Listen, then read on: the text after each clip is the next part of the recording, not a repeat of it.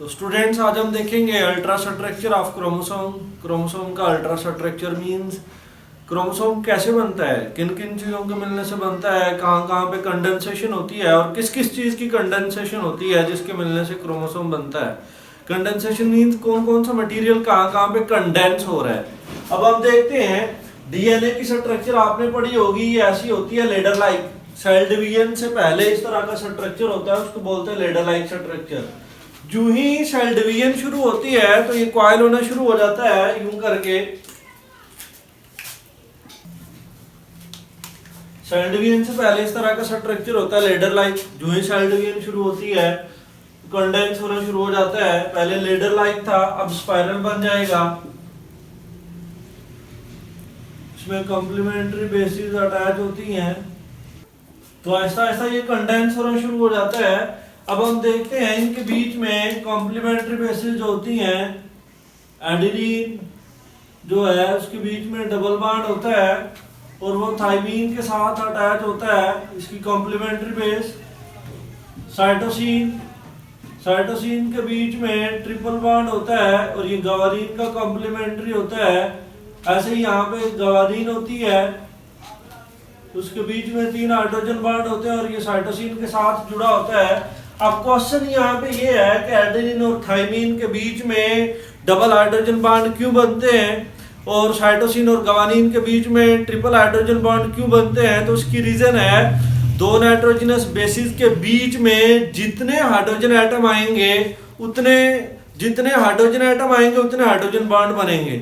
अब एडेनिन और थाइमीन के बीच में 2 हाइड्रोजन बॉन्ड आते हैं, तो जब 2 हाइड्रोजन बॉन्ड आएंगे एक दूसरे के बीच में तो 2 हाइड्रोजन बॉन्ड बनेंगे। जब 3 आएंगे तो इसके बीच में 3 हाइड्रोजन आते हैं तो 3 हाइड्रोजन बॉन्ड बन जाते हैं। इसके बीच में 2 आते हैं तो 2 बन जाते हैं। सेल डिवीजन से पहले इस तरह डीएनए की स्ट्रक्चर लेडर लाइक होती है। आहिस्ता आहिस्ता ये कॉइल करती है, कॉइल होते हुए ये जाके एक पॉइंट ऐसा आता है, वहां पे जाके ये कंडेंस हो जाता है। डीएनए का जो थ्रेड होता है आहिस्ता आहिस्ता कंडेंस होता हुआ ये इस तरह की शेप अडॉप्ट कर लेता है। इसके बाद यहां पे शेप अडॉप्ट जब करता है, जब ये कंडेंस हो जाता है तो यहां पे कंडेंस होने के बाद ऑक्टामर होता है।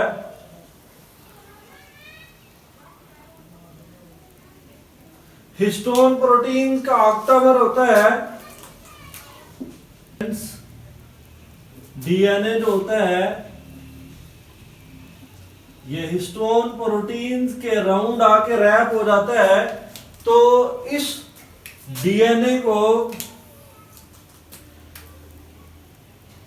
जो इसके गिर्द आके रैप करेगा इसको बोलते हैं लिंकर डीएनए।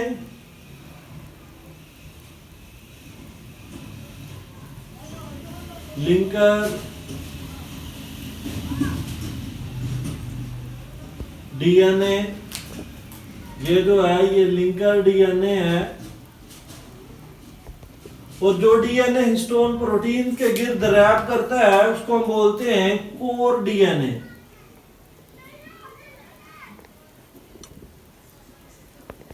Core DNA. अब ये जो कोर डीएनए होता है और प्लस हिस्टोन प्रोटीन्स होती हैं, इन दोनों को बोलते हैं न्यूक्लियोसोम। अगर हम इसको मैग्नीफाई करके देखें माइक्रोस्कोप के नीचे तो हमें जो स्ट्रक्चर दिखेगा वो कुछ इस तरह का दिखेगा। यहां पे 8 हिस्टोन प्रोटीन्स होंगी जिनको बोलते हैं ऑक्टामर ऑफ हिस्टोन प्रोटीन्स।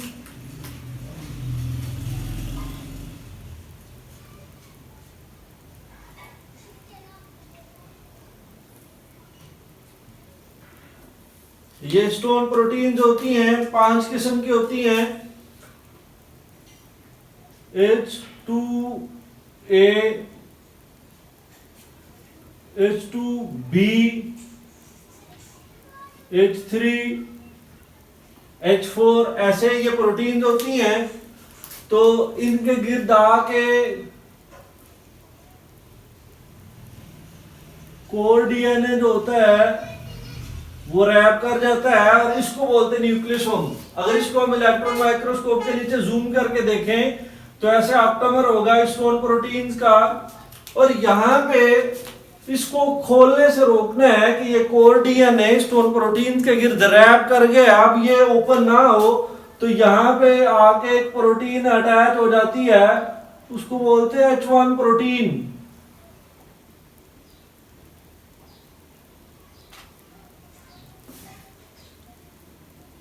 इसको बोलते हैं H1 या फिर इसको लॉकर प्रोटीन के नाम से भी बुलाते हैं।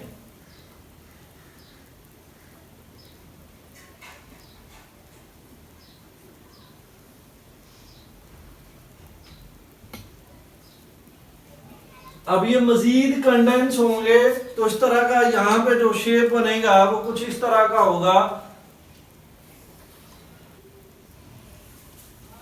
वो शेप जब फर्दर कंडेंसेशन हो गया, आपने पहले देखा लेडर लाइक स्ट्रक्चर था, लेडर लाइक स्ट्रक्चर के बाद ये स्पाइरल हुआ है, स्पाइरल के बाद ये कंडेंस हुआ है। तो कंडेंसेशन में क्या होता है, लिंकर डीएनए जो होता है वो जाके हिस्टोन प्रोटीन के गिर्द रैप कर जाएगा। यही लिंकर डीएनए जब हिस्टोन प्रोटीन के गिर्द रैप करेगा, ऑक्टामर बोलते हैं इसको हिस्टोन का, तो उसी डीएनए को कोर डीएनए बोलेंगे और हिस्टोन प्रोटीन को डीएनए कोर डीएनए को कलेक्टिवली न्यूक्लियोसोम बोलते हैं। जब यहाँ पे फर्दर कंडेंसेशन होती है तो कुछ इस तरह का स्ट्रक्चर बनता है, उसको बोलते हैं सोलिनाइड। इसको क्या बोलेंगे,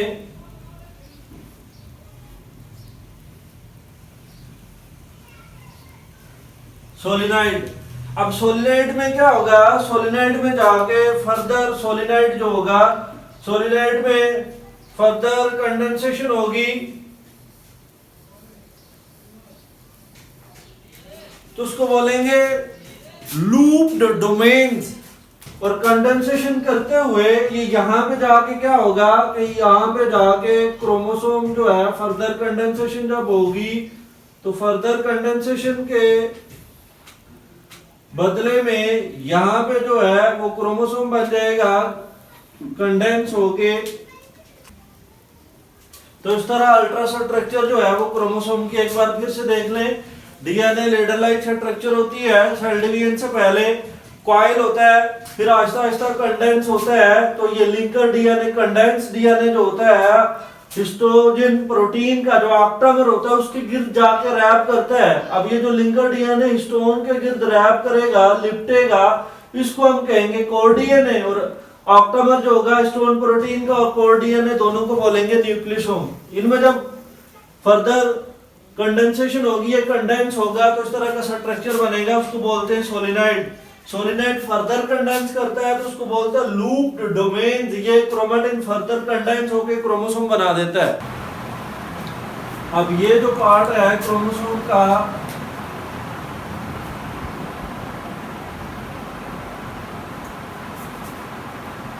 इसको हम बोलते हैं टीलोमियर।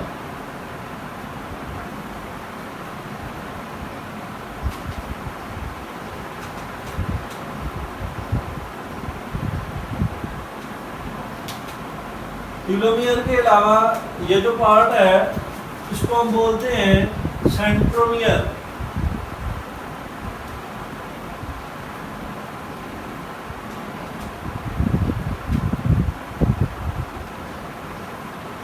सेंट्रोमियर को एक और नाम से बुलाते हैं प्राइमरी कंस्ट्रिक्शन।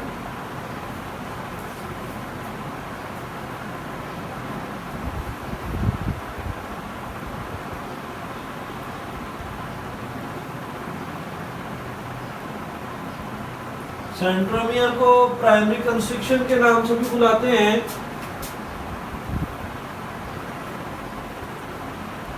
और इन दोनों को बोलते हैं सिस्टर क्रोमैटिड्स।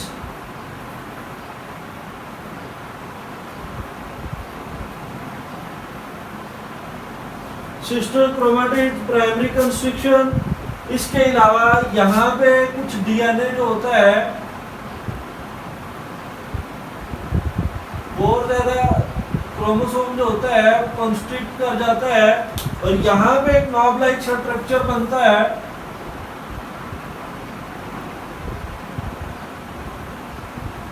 ये जो नॉब लाइक स्ट्रक्चर है इसके जो नीचे वाला पार्ट है उसको बोलते हैं सेकेंडरी कंस्ट्रक्शन।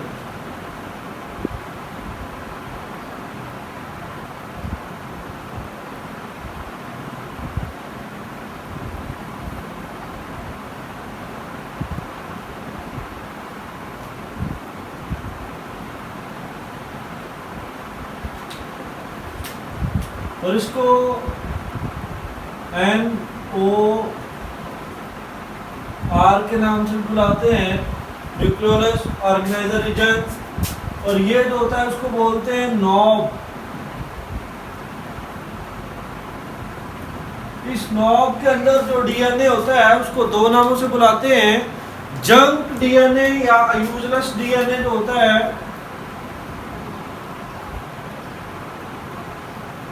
जंक आर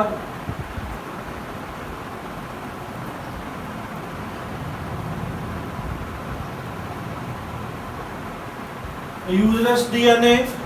और यहाँ पे ये जो मटेरियल होता है क्रोमोसोम की साइड, उसको बोलते हैं हम पेलिकल।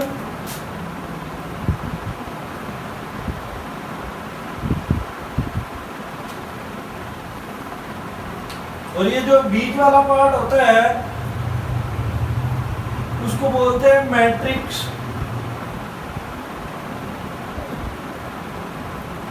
और यहाँ पे सेंट्रोमियर के गिर्द एक प्रोटीन के लेयर होती है, उसको बोलते हैं काइनेटोकोर।